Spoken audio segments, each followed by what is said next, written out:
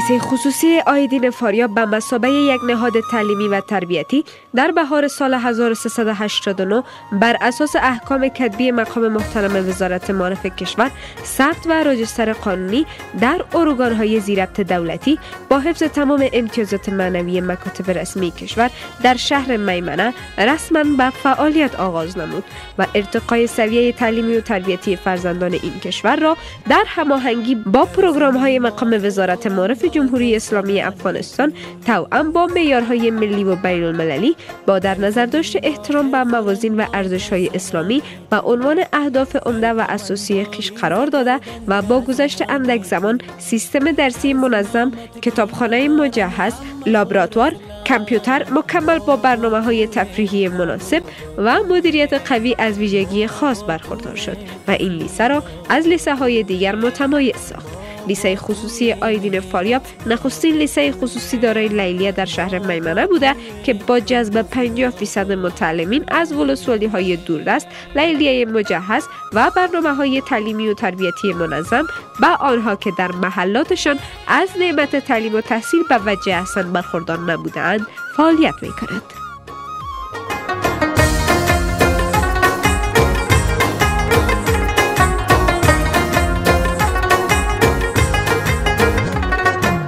از زمینت نور خیزد، نور آزادی، نور آزادی. اداره این لیسه با انتخاب تهیه و تدارک بهترین خوابگاه با در نظر داشت صحت و سلامتی جسمی و روحی شاگردان آینده خوبی را به آنها تضمین می‌نماید. شاگردان این لیسه پیوسته در امر نظافت، پاکی و صفایی با اهدای تحایف مادی و معنوی مورد تشویق و ترغیب قرار گرفته و بدین وسیله روحیه دقت و توجه دائمی به صحت و سلامتیشان در نهاد آنها تقویت می‌گردد.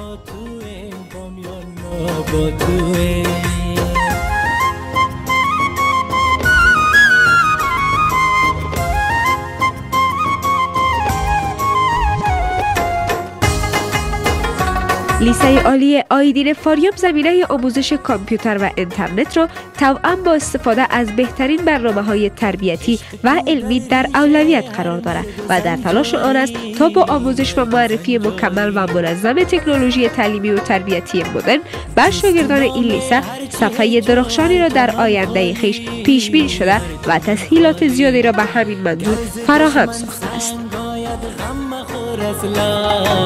ما با تویم قندار، ما با تویم، ما با تویم پروان، ما با تویم،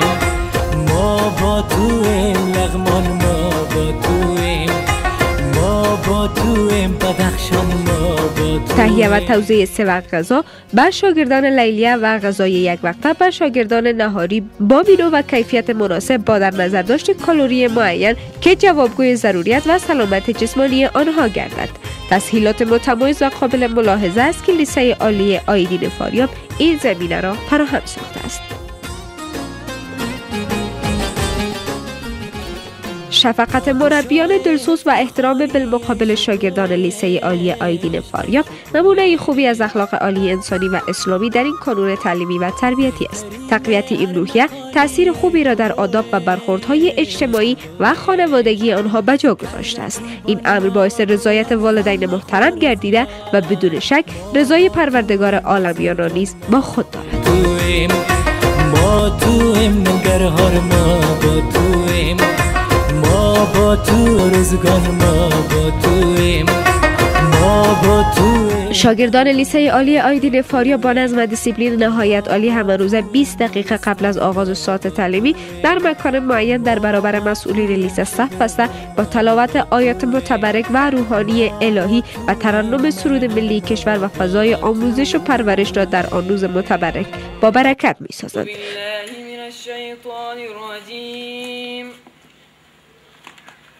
بسم الله الرحمن الرحیم.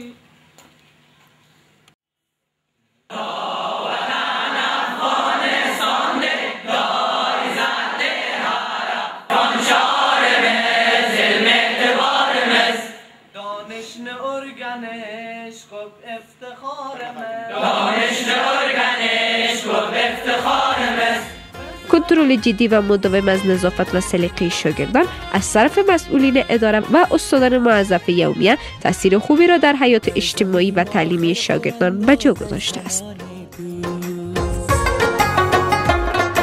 در زمین آخر خورند آتش زنان تو، در کمند آویز گردن ره زنان تو، گرز نامت کی ندارن غم مخور اصلا. ما با تویم، کابل با تویم، ما با تویم. فضای سم در لیسه عالی آیدین فاریاب فضای مساعد با آموزش و پرورش بوده. اداره این لیسه ایجاد زمینه بهترین آموزش را با تهیه مواد و وسایل ممد درسی وظیفه و مسئولیت خود می‌داند. روحیه حفاظت از اشیا و اجناس مکتب به مثابه بیت المال به منظور تقویت روحیه و تندرستی در نهاد شاگردان روز تا روز تقویت یافته و این امر آنها را وادار می‌سازد تا در آینده به مثابه افراد دلسوز با احساس و مسئول در جامعه عرض وجود نماید.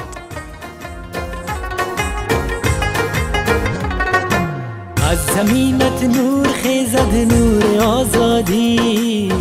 اداره لیسه آیدین فاریاب با سازماندهی و راه‌اندازی مسابقات درسی و رشد استعدادهای فکری شاگردان دقت و توجه عمیق مبذول داشته و می‌کوشد تا با استفاده از این متد استعدادهای شگوفای شاگردانش را شگوفاتر و بارورتر سازد.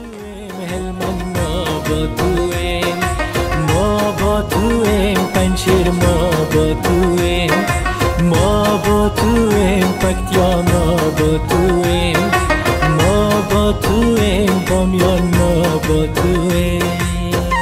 مساعد ساختن زمینه بازی‌های سپورتی و تفریحی امر حتمی و ضروری بر اساس پلان و برنامه‌های قبلا طرح شده اداره لیسه آیدین فاریاب بوده و این برنامه مانند سایر برنامه‌های تعلیمی و تربیتی با در نظر داشت صحت و سلامت روحی و جسمی شاگردان تأمین می‌گردد. هدف از تطبیق این برنامه نه تنها رفع خستگی و ایجاد نشاط و شاگردان است، بلکه مسئولین این امور تلاش به خرج می‌نهند تا فضای صمیمیت، برادری، اخوت و همدلی را در نهاد شاگردان تقویت بخشند.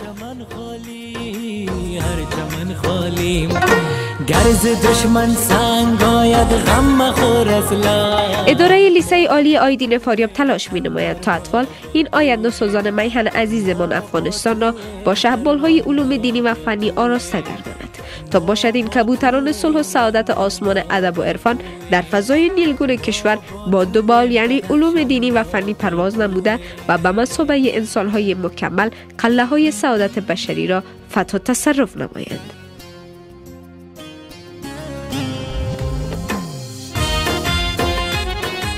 مساعد ساختن مکان خوب تدریس نقش ارزنده را در آموزش و پرورش اطفال و جوانان ایفا نموده و فن تعلیم و تربیت در این امر پیوسته تاکید بیشتر می‌نماید. با در نظر داشت این اصل منسوبین انجمن فرهنگی آیدین افغانستان با تهیه و تدارک بهترین بناها فضای خوبی را به منسوبین این لیسه مساعد ساخته است.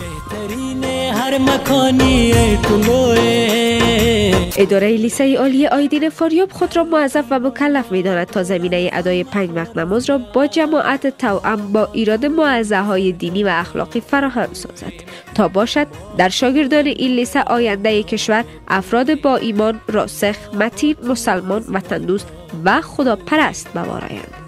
انجمن فرهنگی آیدین افغانستان و لیسه عالی خصوصی آیدین فاریاب به عنوان پیشقدم‌ترین نهاد تعلیمی و تربیتی از شاگردان صنوف 10 الی 12 در 2 هفته یک بار کنکور آزمایشی را عقد نموده و همچنان به شاگردان صنوف 11 و 12 همه روز کنکور آزمایشی را به منظور ارتقای سطح سویه تعلیمی و تربیتی جوانان و راهیابی آنها به بهترین دانشگاه‌های کشور راه اندازی می‌نماید.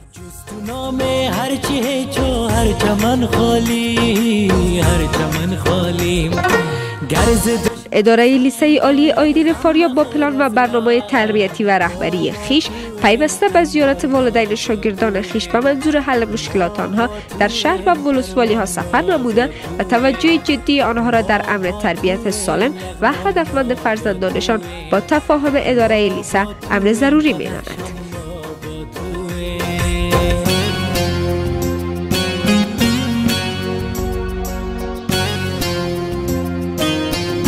اداره لیسه خصوصی آیدین فاریاب در قدم نخست همزمان با تأسیس خویش همه امکانات را برای ایجاد یک لابراتوار ساینس و کتابخانه مجهز به خرج داد تا برنامه‌های درسی آن هم به شکل علمی و هم به شکل نظری به پیش برود.